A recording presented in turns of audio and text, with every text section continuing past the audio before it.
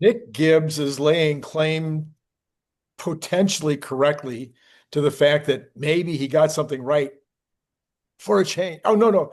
Again, another thing right, another prediction, Another one. another that might have come true. So, Nick, tell us about your most recent, well, the 50 basis points thing. Yeah. I will go on record as I am the only person that was predicting a 50 basis point over the last couple of weeks. And I think last time I reiterated it last week, You definitely said it. and So, yes. you asked me, you said, Nick, what's going to cause it? And I said, Randy, I don't know. We never know these things, but something might happen. It might be the jobs situation. It might be something in the bank and that. It might be our debt. Something might happen. We don't know. And then sure enough, this last Friday, we had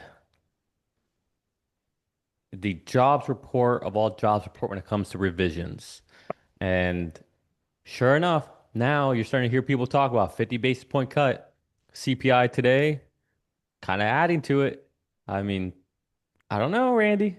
Well, we'll talk more about both the CPI and the jobs numbers when we get past the Tesla news. But I would have to say that you are correct that nobody was talking about 50 basis points before last Thursday. And now, I mean, last Tuesday when you said it. And now numerous people from the administration, from the punditry, are talking about 50 basis points. Now, I would be potentially on the unders on that, thinking that it's going to be hard enough. Well, just because I think I it's, no, you I should think, be. yeah, yeah, I think it's going to be really hard for Powell to do any cut, but he might be persuaded to go along with 25. So anyway, that would be. I'm more inclined to think it will come in at 25. A 25 base point cut with all the data we have as of right now, this point in Right, time, right. is at 97 to 98% likelihood. That's happening. Yeah, The question is, what what data do we get over the next two right. months? Because remember, it's a quiet period, and it'll be interesting to see if during Jackson Hole, Powell starts to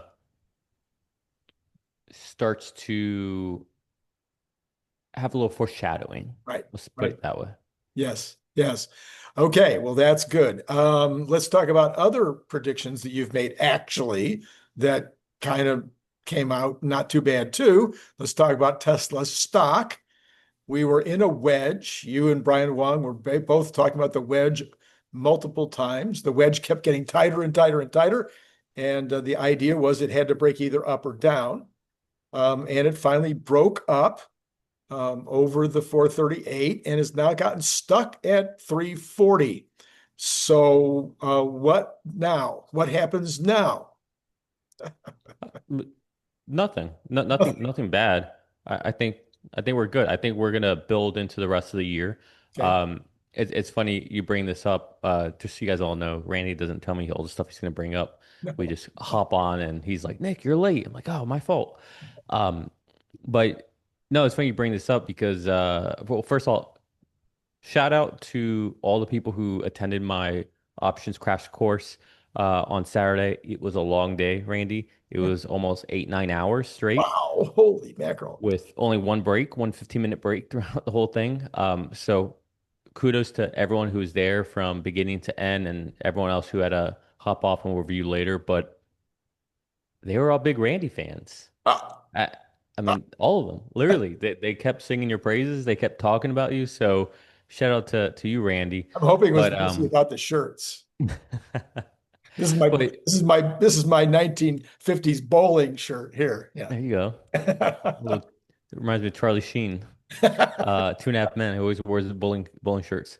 But before we got done, I kind of went over the same thing with them, showing them literally the wedge, how we've got lower highs, but we have higher lows, and this is creating a pressure cooker.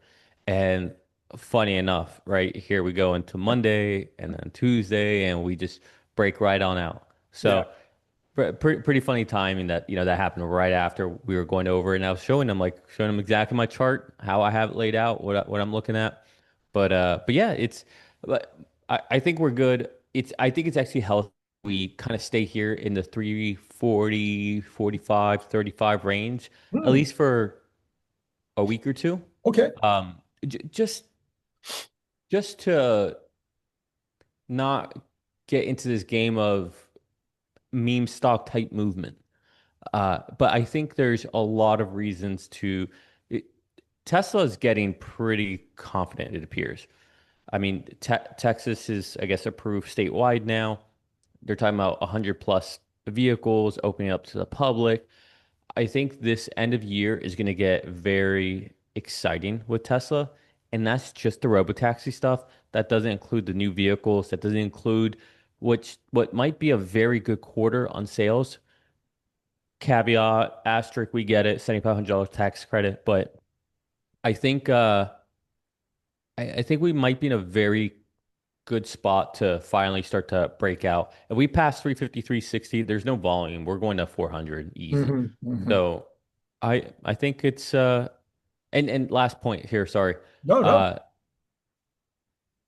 Facebook, Amazon, excuse me, Meta, Amazon, Apple, Nvidia, Palantir, um, Microsoft, AppLovin, MicroStrategy, Bitcoin, you name it, everything, Palantir, everything is at all-time highs, except one little guy, Tesla. Yeah. So, what happens once Tesla joins the party? I think, and historically, sorry, I said last thing.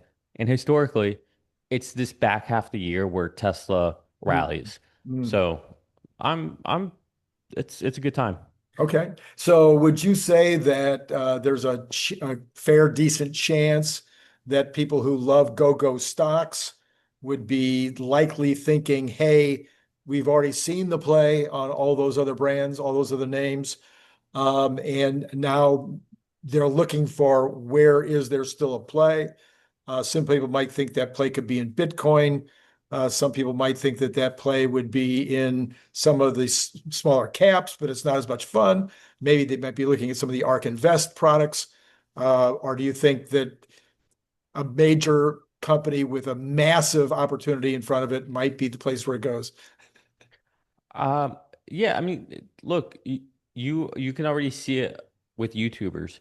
Just look at it. You can see Meet Kevin talking about it's a good time to get in. You Oh, see Tom Nash talking about it. I mean, obviously, like you're going to talk about Herbert and whatever, Farzad, but you're starting to see these other YouTubers who aren't necessarily Tesla YouTubers start to talk about it. So you can see that there appears to be a I feel like sentiment is changing in the air. And I wouldn't be surprised. Hear me out on this. sure, sure. Elon is Elon and Tesla are on the very first innings of becoming adored again. Oh, okay. So the first innings would be that Trump said, I hope he succeeds. And then Vice President Vance came in and said, it's a cooling off period. We hope that Elon will be back in time for the midterms. And then the Forbes magazine comes out, or Forbes Online comes out today with I don't know, 2,000 word, 3,000 word puff piece that practically had anything negative in it about Tesla. Would those I didn't be, even see that. yeah, would that be evidence of what you're talking about? Yeah, and honestly, him not necessarily cozying up to Trump, gives a lot of people on the other side of the aisle who care about that kind of thing reason to not be upset that they own a Tesla or or with Elon. And Elon can go back to being the quirky innovator who called a guy the P word and PEDO word, Right, right. and just it's what he does. He's just that kooky mad scientist guy who puts rockets up in the air and does the impossible but late kind of narrative. Right. And I think we're headed back there. I mean, we'll see what happens come midterms, but between now and then, a lot will happen. Robotaxis will proliferate, I believe. We'll have new vehicles. His comp plan will be decided and over with. And again, at the end of the day, people will not discriminate on Tesla or Elon with robotaxis because price matters more than blue or red. And when it comes to their stocks, and once we see what his comp package tranches are, again, green matters more than red and blue. So people just want to stay in the stock and get in the stock. So would you be aligned with me then? It's kind of what I wrote down before we came on, that we have multiple catalysts with regard to Robotaxi. I mean, just one after another after another. We've got the October 2nd numbers that are going to come in probably better than expected. And the energy numbers will probably be better than expected also. Then we've got the earnings call in October that will probably have some revelations about Robotaxi, as well as somewhere in that period between, say, the 15th of September and the 15th of October, we'll probably get the Model Q reveal and start selling those, and we'll see how that's going. And then we've got maybe the beginning of the ramp on semi-trucks in December, and maybe, I'm sorry, November, we get the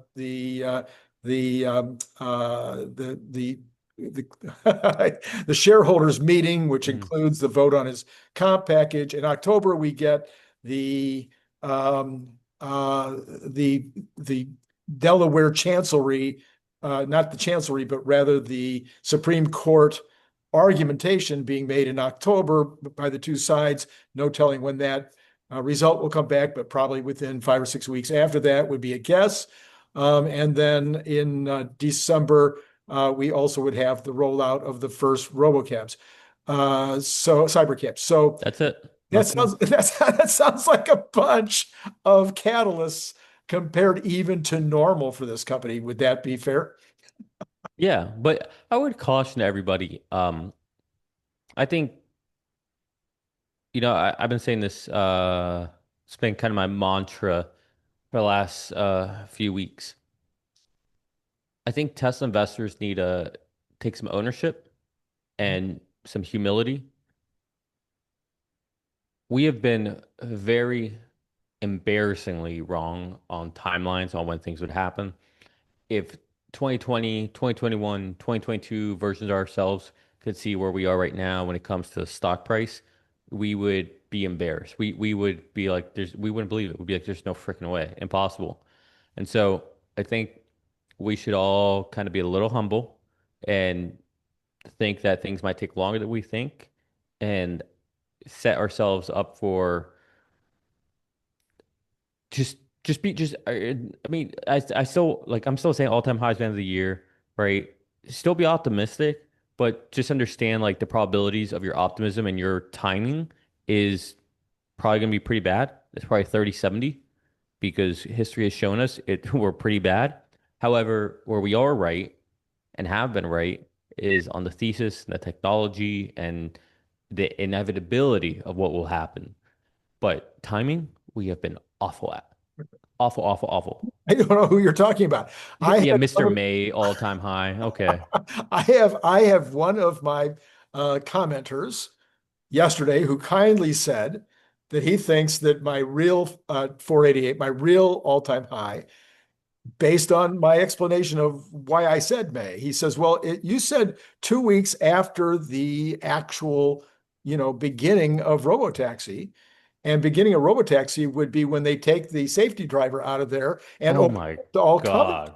Now, I didn't say that. Kicking That the was a can down the frickin' road if I've ever seen it. Holy moly. so if I'd said it, I don't think it would be fair, but a commenter, brought that up. I thought that was very, very kind of him. You didn't, one technical analyst says that there is a hurdle at 368. You don't see a hurdle at 368?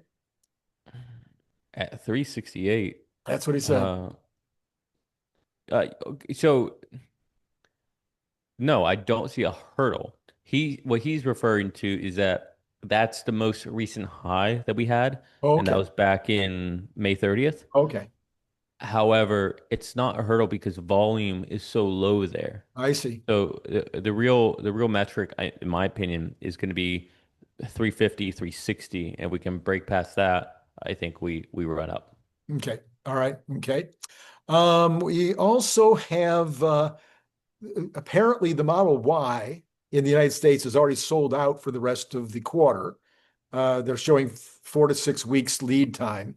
So since we're at the 15th, that might mean that we're close to or almost sold out.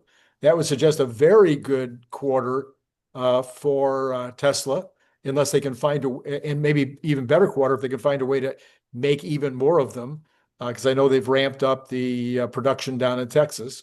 Do you have you think there's any chance that we get close to the 495 range that we had in the fourth quarter last year?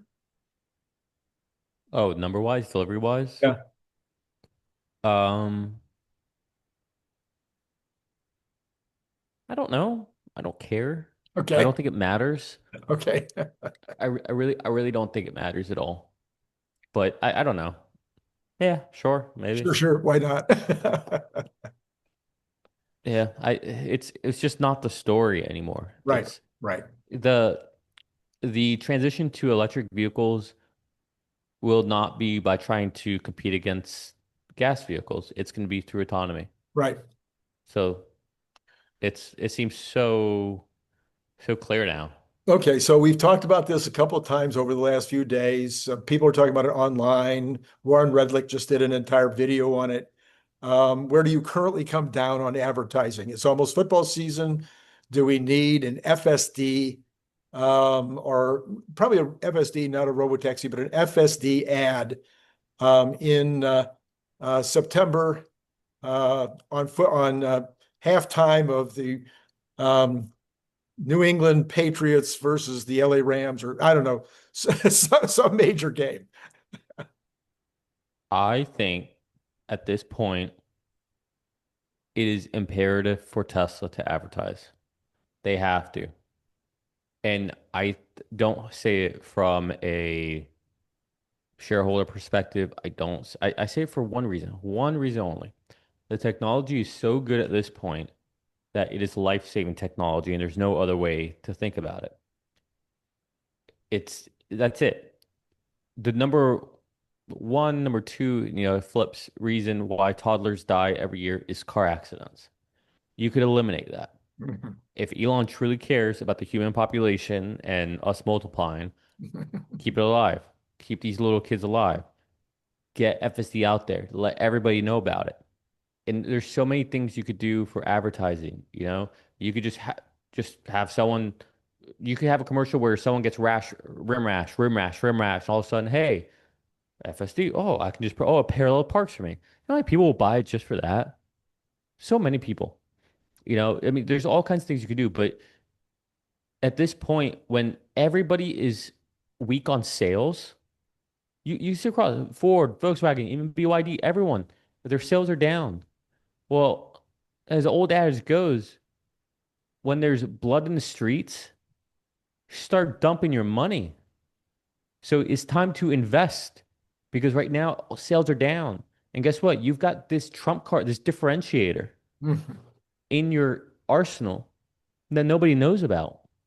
Or people like, yeah, it drives, but like they don't understand how good it works. Right. You need to bombard them with it. All right. Like the fact that there's commercials out there to make men like this more than I see a commercial for FSD is insane. You're talking about powerful Musk, Yeah, right? That's what you meant? Yeah. exactly. Yeah. Yes. So I don't know. I think it's a humanitarian thing that must be done at this point. It may not be capital efficient. It may be against their ethos, being against marketing, that the best products will whatever, but it's different when it's a life-saving technology, in my opinion. And at this point, do it for the kids. Yeah, I think it would be capital efficient when you take into consideration that you have a $7,000, $8,000 sale if you sell the FSD, you got an $8,000 sale with no cost of goods. And if you sell it as a subscription, you've got a, $1,200 a year sale with no cost of goods. You more than double your profit margin. Right. Yeah. More than double. It's almost gotta have a really high ROI. I can't imagine how it doesn't. Yeah. Yeah. Yeah, and you don't have to advertise on everything. Literally, it's just advertise Monday Night Football Sunday on Sundays. Advertise during March Madness. Advertise during the Super Bowl. Advertise during the World Cup. Advertise during presidential election debates. Like pick your spots. Just advertise during the big moments. You don't have to advertise nonstop, Right. but advertise during the main things. Yeah. Okay. So you're in agreement. We'll start And sorry, and you know what that will do? Guess what? Guess who will all of a sudden stop all the FUD against you? Mainstream media. mainstream media. Yes, of course. Yes. Because all of a sudden you're a potential advertiser. Yeah. Yeah, exactly. Yeah. And of course, So it not only will sell FSD, it will sell cars. So I mean, I think in a way it's better to sell yeah, the FSD than to sell the cars. that's literally what I've been putting on X nonstop Yeah. for Elon. Onus is on you now. Or we talked about this last week too, I think. Don't try to sell the vehicles. Sell FSD and the vehicles will sell. That's it. You're not, no one should be in the business selling vehicles anymore. You should be in the business selling FSD. And guess what? The only way you can use FSD is to buy a vehicle. Right. See how that works? Yes, I get it. All right. Yeah. It's Okay. like, don't try to sell the razors, Yes. sell the handle. Yeah. No, don't sell the blades. You sell the handle. Yes, absolutely. Yeah. 100%. 100%. Yep. Got it. Got it. All right. Let's switch to the economy. Government spending stats came in this afternoon with the deficit growing, but at a much smaller rate. Well, it's not what you So wanted. You were hoping for a back-to-back. I was hoping for back-to-back. I told you it wouldn't happen. I You was right did. again. You did. It was, it would be hard to get back-to-back. But anyway, but the deficit so far in the entire year, even counting the Biden months, taking the year because it ends at the end of September, for the whole year, the deficit is only growing at about 2%, which That's pretty good. the deficit's still growing, but it's not growing at 4% like it did last year or 9% like it did, I think, or no, I think 9% last year and 22% the year before. So we are slowing down the rate of increase. And that seems like that would be a good thing and could even be celebrated by some on Wall Street. That's true. That's true. It could. All right. And Kind of was today. I mean, S&P hits all-time highs. yes, But I think that had more to do with CPI. I think it did too. So you're speaking of CPI, the CPI was okay. It wasn't certainly what I was hoping for, but it was, and I read, I don't know, 15 articles about this today, and nobody said it. CPI had a very hard month to compare with last year. So it was a trough of the inflation rate last year, and then it started going back up again. So July was the lowest month of the year for inflation under Biden. So from there on, it starts going up. So now it's going to be easier beats. So I'm sure the Fed is very well aware of that because he's mentioned before about the comparative months. So this could help them make that decision coming up in September. There's no decision. They're doing it. They're going to cut. The question is 25 or 50. I'm telling you, mark my words, it's happening. Right. And then the 10-year bond yields went up today. This was mentioned by a couple of people. It's like, okay, wait a minute. The stock market, the equities got it, and they went up. They were happy, but the bond market went the other way, even though the betting market, the equities got it, but the bond market didn't get it. That was pretty weird. Yeah, I wouldn't read anything to the day to day. Okay. All right. We have multiple new sources. I wonder what that word was. I have to, yes, it's not spruces, Randy, it's sources. Multiple sources said that tariffs are not having as much impact as expected. Now I get to take my victory lap because I always said it would be 0.4 to 0.8%. Bessent said it would be, not Bessent, Powell said that it would be 0.6%, which is right in the middle of my number. And it looks like it's going to be in that range. Right now, they're saying it's only been 0.15, or no, I'm sorry, 1.5. No, that would be 0.15% so far. And so we might not even get to 4% at the rate we're going. So at least one, I had Grok do the analysis and Grok came in under 4%. So that's would be super good news. No matter what the CPI does, if the tariffs don't have that impact that everybody's been so worried about. And we're seeing it now in the small business optimism report this morning, where it's getting less and less of a concern. We're seeing it in the consumer optimism reports, et cetera, everywhere across the board. It's going off the headlines as a concern. Yeah, I don't think anyone's worried about tariffs anymore at this point. I think it's uh I think it's that noise is over. So I think the market's moving past it. They understand what's going on now. And at the end of the day, I think I said this right when it happened, on Liberation Day, whatever. There's no choice but to negotiate with us. That's That's right. it. Look, if no matter what country it is, we can tariff each other all day and it'll hurt both of us. Great. But it's going to hurt you worse than it hurts us. Right. Like, so great. We'll both hurt, but you're going to hurt worse. So cool. I mean, it's literally Cold War. That's it. Like, yeah, we can do this all day, but at the end of the day, you will lose. And yeah, it'll hurt us, but we'll be fine. So everyone's figured that out. Everyone's coming to the table. Tariffs are, Trump will get his way. Um, the United States will get its way. And I think it's going to be a good back half of the year. That's what I predict.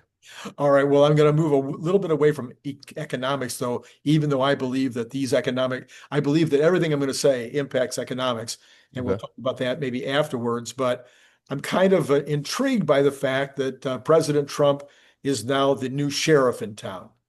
Uh, he's gone after, he's been the sheriff of the world, getting involved in all these conflicts and getting these people to shut up. And I saw one analysis somebody wrote the other day, and they're like, he can't take credit for stopping these border skirmishes. All he did was go in and say that if they didn't stop doing the border skirmish, he was going to put a big tariff on them. Why should he get credit for that? I'm thinking, no, no, fool. That's exactly what he needed. That's exactly what worked. So why do you care what it was that worked?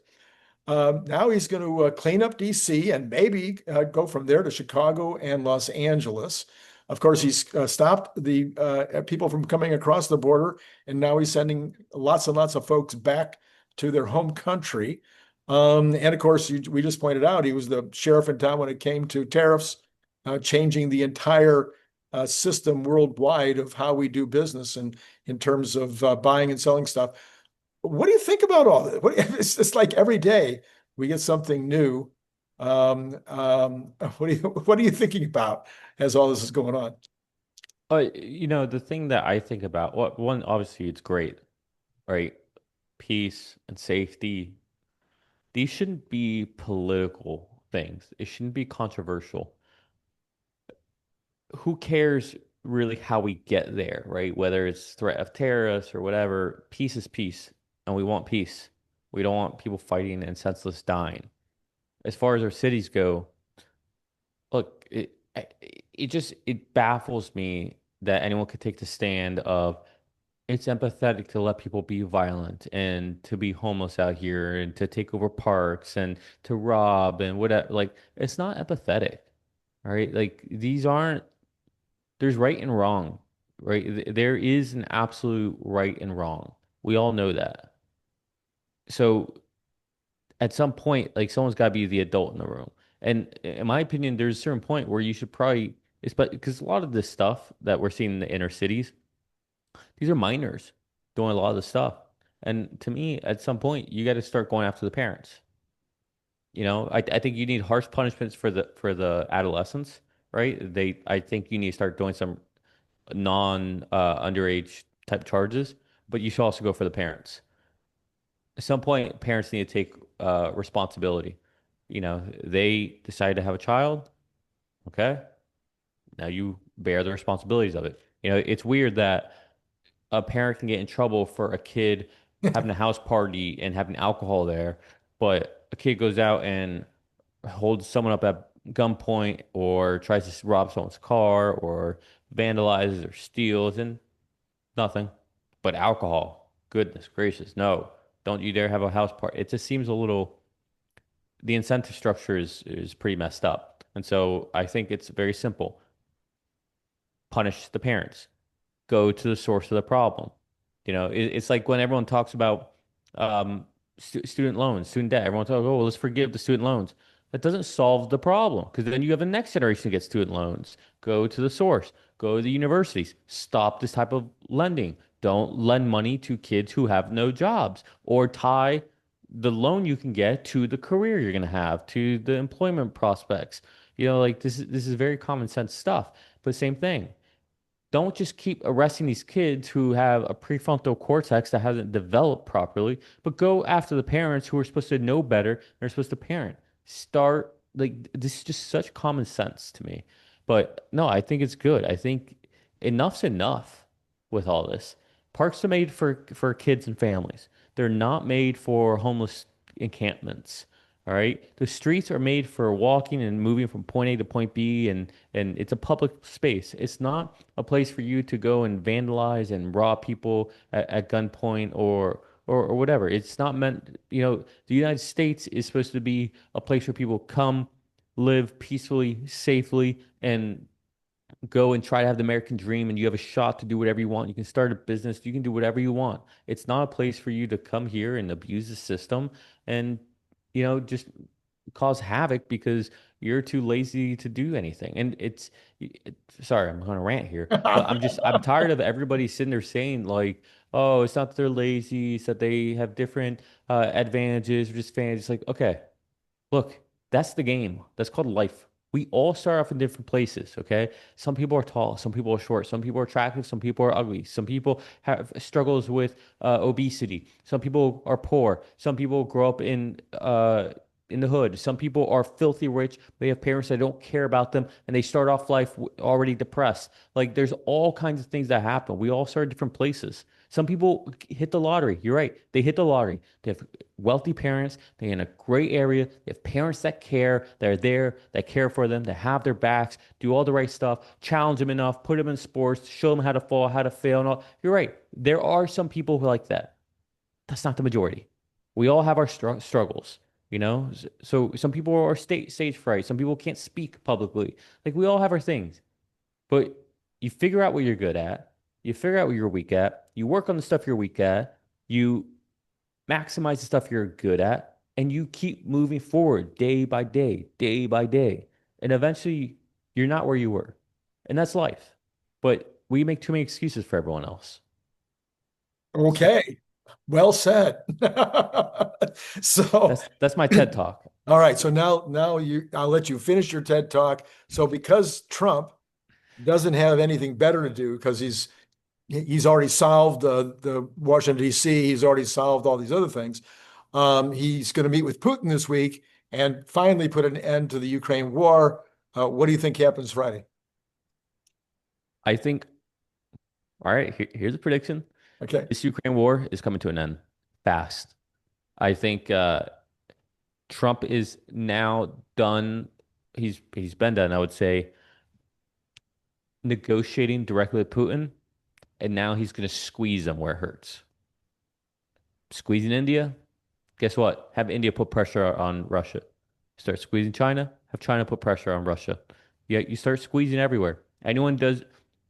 We we have the one thing every country's economy, every company wants access to, the U.S. economy.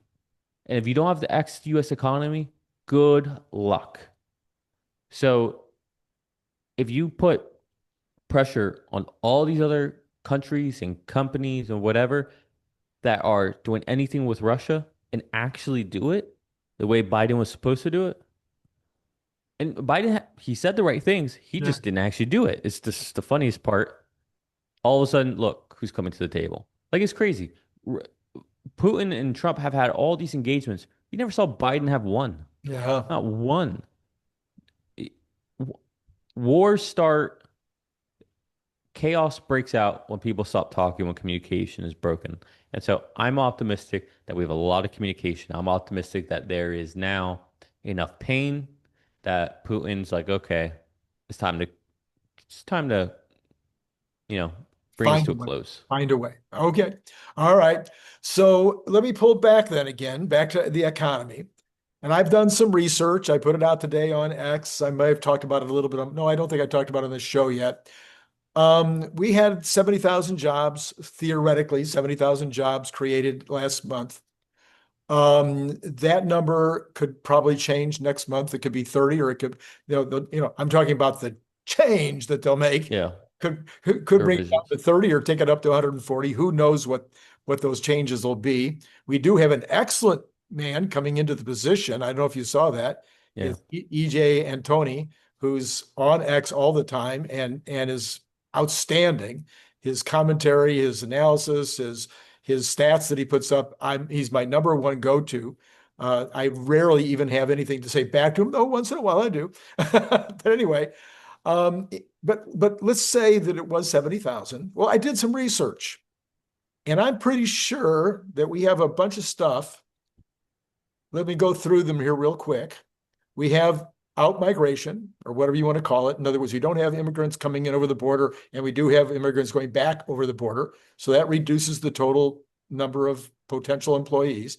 We got the federal workers being laid off. We got 100,000 more at least to go that are going to be laid off. We have holdover employees from the time when companies were warehousing employees that they didn't need because they were afraid to let them go because there was such a shortage.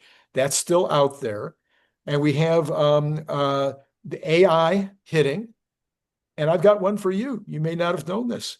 3% of women with young children have left the labor force since the beginning of this year. Part of that is the traditional mom The thing, trad the wife. The trad wife. trad wife. Part of it's trad wife, and part of it is just some women who have been laid off, especially government workers or whatever, and just decided not to go back because they have young kids.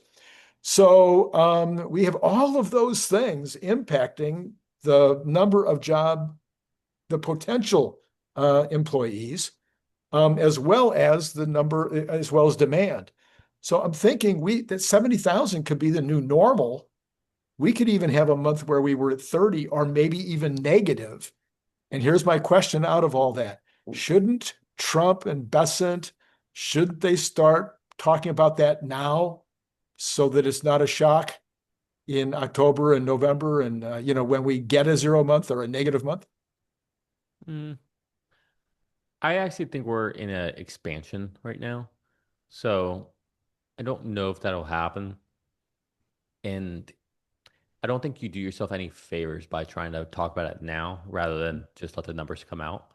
So it, you have to take your medicine today, or you take it when the numbers come out. So I don't really see any benefit there.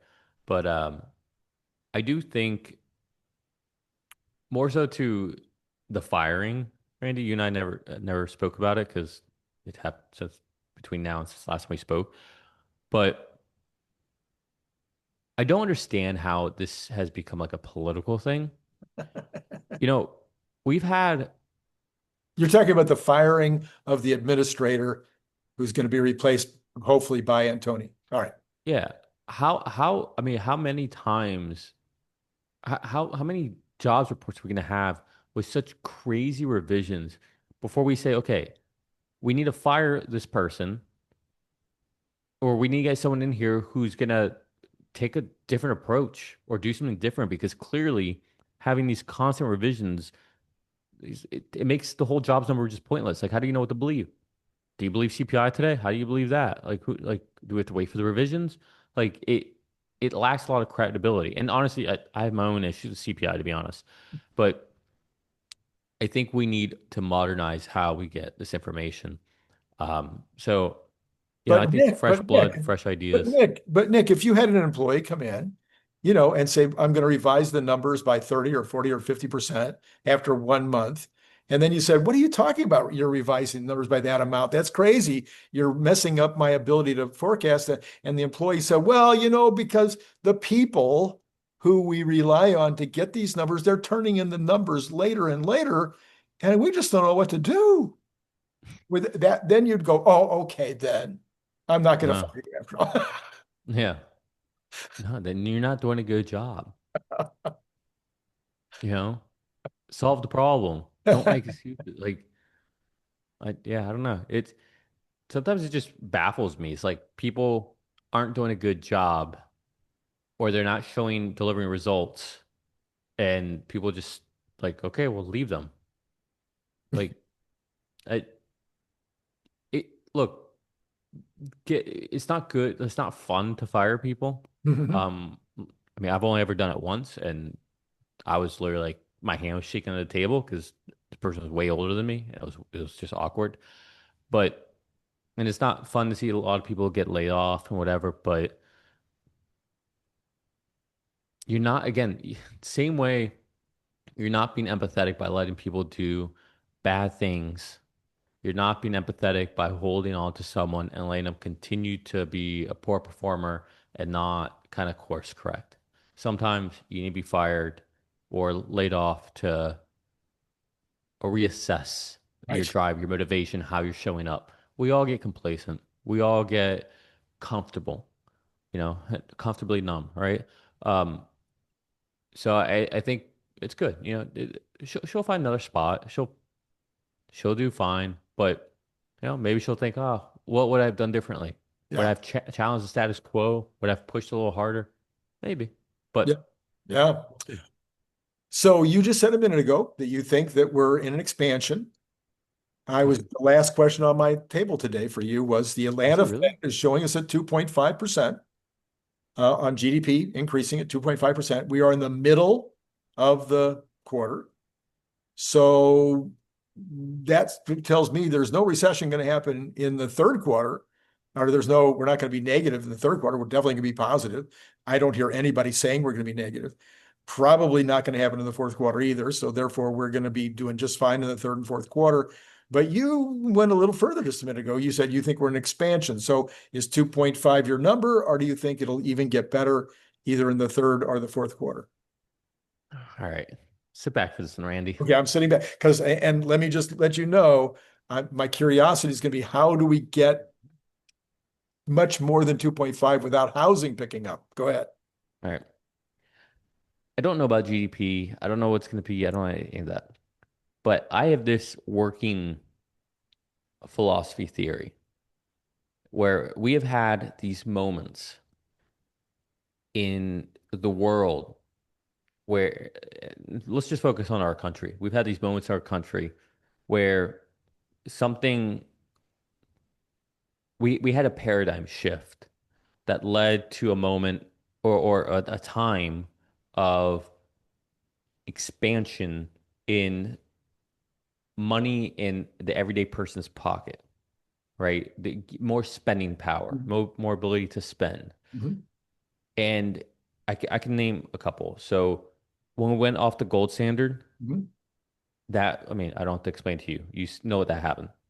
When women started going to work and all of a sudden households became two income households, that exploded the amount of spending people could do. The internet created all kinds of new jobs. And not even that, as the internet has evolved, it's allowed people to do what you're doing right now. Either have a second stream of income, third stream of income while they have their main staple bread and butter day job and have even more to spend. And I think you're seeing these waves happen faster and faster. And what I think is where literally it's happening right now, Randy, is that we have a new paradigm shift, a new phase where every person will save about, I don't know, $800 to $1,500 a month where they're not going to have to spend. Wow. I think that's what autonomy is going to do. And I think we're going there. People will stop owning vehicles. People will stop having maintenance on them. People will stop paying insurance on them. People will stop having to get their car washed.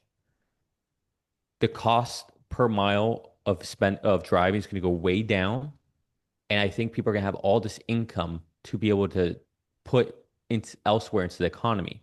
So autonomy is very deflationary for driving, but it's extremely expansionary for the economy because now those same dollars get to be spent elsewhere, Randy. Mhm. So I think that's what we're about to. So again, we had going off the gold standards. We had the double income households. We had the internet phase one and then phase two. And now I think autonomy is this next wave, which is because the question always becomes like, where are we going to get these extra dollars from? Well, guess what? This is where, this is how. So I think we're in this, and then you throw on everything else that's happening, right, with the Mhm. economy. But this is one of those paradigm shifts to go from buying and owning cars to who in the right mind would ever do that? I think that's what's happening. I think that's why we're in an expansionary period. Okay, so but you're not, so that expansionary period though wouldn't be Q3 and Q4 of this year. It would be over the next several years. You would see between the cars, between AI, between robots, all of those things creating a massive amount of wealth, lower cost of living, Well, I more from a lower cost of living. Yeah, I think you're going to see it dramatically in the next 12 to 18 months, Randy. with 18 months. Okay. If I'm just seeing the rate of what it appears to be the expansion, how they're, it's not going to get slower. It's Mhm. only going to get faster, right? The more confident they get, the Sure. more success they have. So once they're all over Texas, once they take out the safety driver in California and they have hundreds of vehicles there, Randy, at what, like, how long from then? I mean, it's only been a month and a half. Look how fast it already is going. Yeah. So where are we in 6 months? Where are we in 12 months? And at that point, if in California, only California and Texas, if only those two states, if you have everybody has the ability to just have a robotaxi and just hail it Mhm, mhm, and pay essentially nothing, mhm. people are going to give up vehicle ownership. It's just not worth it. Right. Mhm. And so I think this happens a lot faster than people think.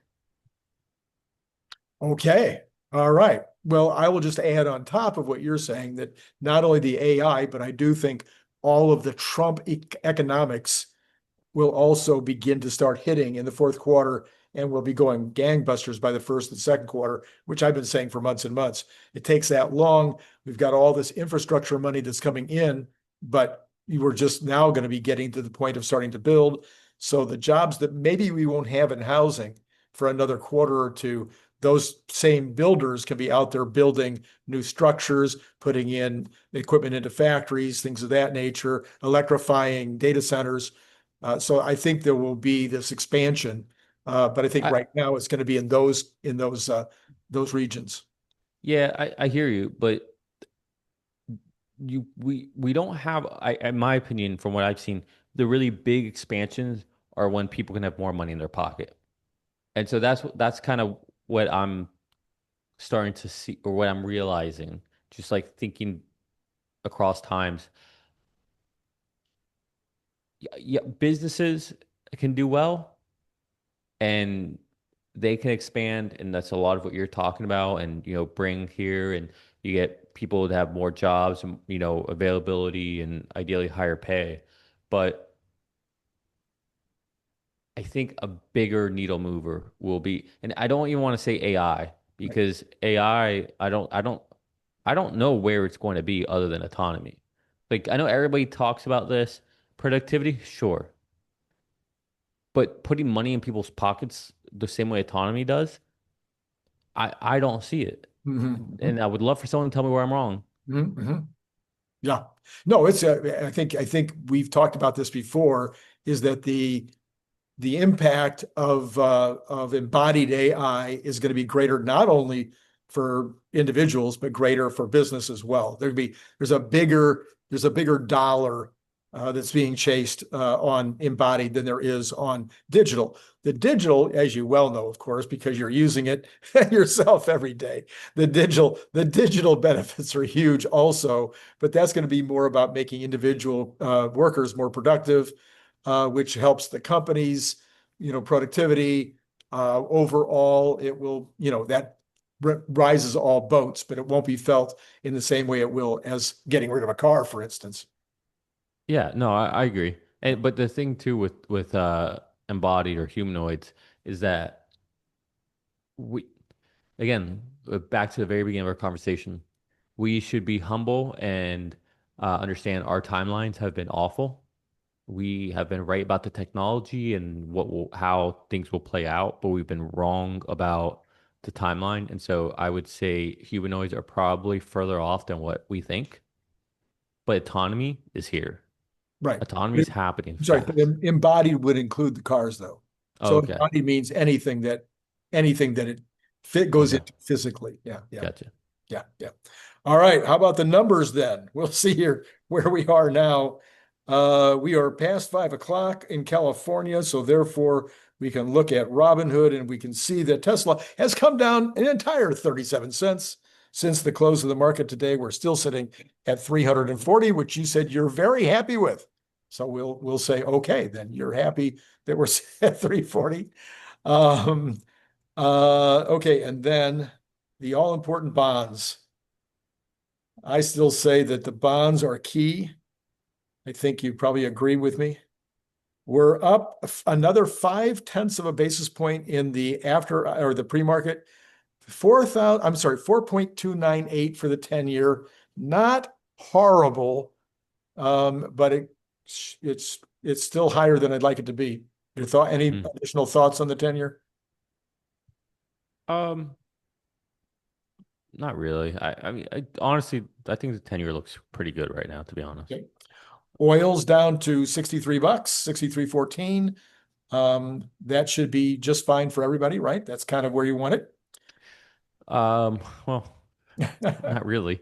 You'd At like to get a little 63, higher. you're not going to put on new wells. And the bigger problem is energy costs are soaring. Energy cost of production Electricity costs are or soaring. electricity, some places, not everywhere. Yeah. So utilities was actually a good number this morning. Oh, Not if you broke it up by states. No, I'm just saying on the overall CPI, it was a good number this morning. Yeah. Yeah, but it's heavily, yeah, okay. Yeah. And natural gas is now at 2.79. It's actually the lowest I can remember seeing it. Apparently, it goes a lot lower than that. It'll go down closer to $2 potentially, but it is way down from the almost $4 or over $4 that it was not too long ago. So, are we maybe people are predicting a mild winter? I know California's had a really mild summer, so that might be impacting air conditioning use here in California. Mm. Okay. No, if you don't, Yeah. you don't have to have a comment on every single thing. Gold is back sitting at 3,400 even. You have Larry is convinced that gold is going down, that it's had its day. You think? Maybe. I don't know. Honestly, I've been following gold last week, so I don't really have a sense for it. Okay. It has But been all over the place while you haven't been paying attention. It was it was 3,300, it was 3,550. It came back to 30 into the 33s again, and now it's kind of in between. So it's been all-time high at one point. So yeah, it's been like crazy all over the place the last week. what do you think? I don't have a strong opinion on gold right now. There's so many things impacting gold, in particular, of course, Bitcoin. And so it's really a curiosity to me as to how this question is going to play out over time with regard to gold versus Bitcoin. That's Yeah. interesting. Yeah. Silver, 37.93. So it's staying nice up. It's about where it's been. Copper, $4.51. That's about where it's been. No real change there. Dollar up a tad. And Bitcoin up 853. So we're at 120,044, very close to the all-time high it made over the weekend.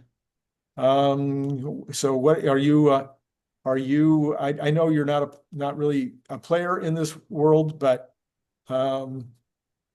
it seems like it's if we look at it from the technical standpoint of just kind of watching it, how it's been playing, it seems like it's at a breaking point. It's nearing this all-time high again. We never got a huge breakout from the last halving. What do you think? I don't know. It's hard to tell with Bitcoin. It because again, everything's at all-time high right now. Right, So the right. question is how much more can everything push before we just have a quiet period? Yeah, So I don't know. I'm still in the camp that Tesla's the only thing left that hasn't gone to all-time high. So, right. but I'm obviously talking my book. Yeah, of course. The other thing that hasn't gone to all-time high is the Russell.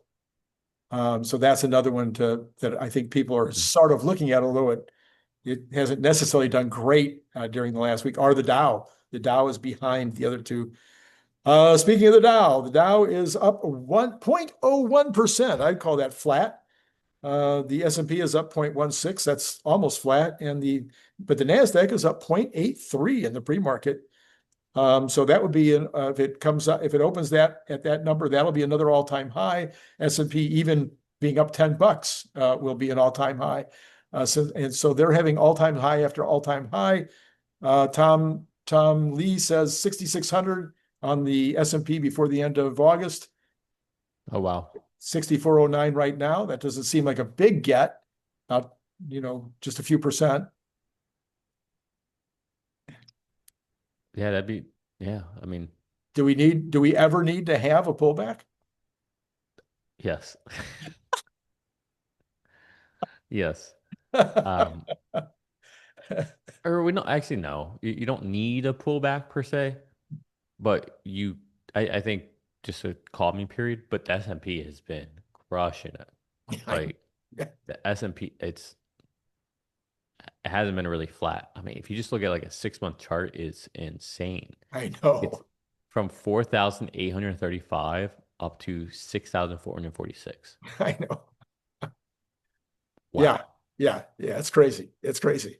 I mean, that's the low, right? Like I that's like understand. I post understand. tariffs and all that, but Either still. way, either way, it's amazing. Yeah, it's incredible. Yeah, and of course it's all to the Magnificent Seven or the Magnificent Six plus one, however you want to look at it. We still need that number seven to get in there and do its job. But maybe that's what we'll see between now and the end of the year, is that one taking its turn. I think we both agree that that's in the I would books. love that. Yeah. Yes, that'd be great. All right. Any last thoughts, words of advice, direction, suggestions, or nasty things to say to anybody? No, nothing nasty.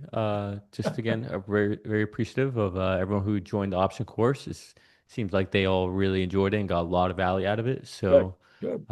yeah, I won't do another one until next year, because got baby duty. Baby's Um, coming. that's right. But yeah, I'll you guys all know I had a lot of inquiries that couldn't make it or I couldn't fit them in, but yeah, we'll get to it next year. There you go. All right. Well, that's great. Thanks as always, Nick, for coming on. And to every single one of you out there who told him that you like my show, you guys get a special thank you today. For the two that didn't say that they like the show, never mind. Okay. Anyway, thanks again. And it's been great talking to all of you. Bye.